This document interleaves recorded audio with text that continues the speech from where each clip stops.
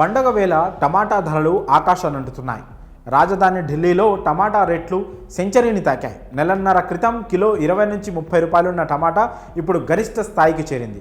ఇటు తెలుగు రాష్ట్రాల్లోనూ టమాటా ధరలు భారీగా పెరుగుతున్నాయి. మార్కెట్కు వెళ్ళి టమాటా దుకాణం వైపు చూడాలంటేనే సామాన్యులు భయపడాల్సిన పరిస్థితి ఏర్పడింది. కూర ఏదైనా టమాటా వేయందే చాలామందికి మొద్దు దిగదు. అలాంటి టమాటా రేటు కొండెక్కి కూర్చుంది.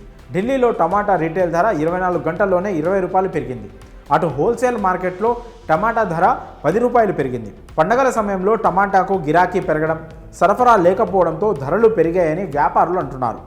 కేంద్ర వినియోగదారుల వ్యవహారాల మంత్రిత్వ శాఖ గణాంకాల ప్రకారం గత నెలలో టమాటా ధర 27 రూపాయలు పెరిగింది. డిమాండ్కు సరిపడా టమాటా మార్కెట్కు రావడం లేదు. దీంతో రేట్లు విపరీతంగా పెరుగుతున్నాయంటున్నారు.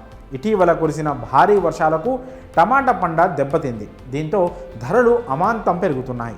సాధారణంగా ఈ సమయంలో టమాటాల ధరలు తగ్గి వేసవిలో పెరుగుతాయి.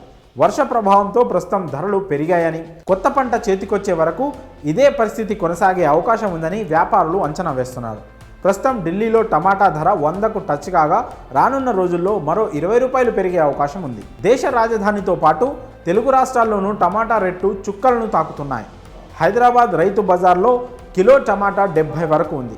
ఇక రీటైల్లో 15 రూపాయలు అధికంగా ఉంది. హైదరాబాద్కు తెలంగాణలోని జిల్లాల నుంచి కాకుండా ఏపీలోని రాయలసీమతో పాటు కర్ణాటక, మహారాష్ట్ర నుంచి టమాటా దిగుబడి అవుతుంది. అయితే మొన్నటి వరకు కురిసిన భారీ వర్షాలతో ఇతర రాష్ట్రాల్లో దిగుబడి తగ్గింది. ఫలితంగా ధరలు అమాంతం పెరిగాయి.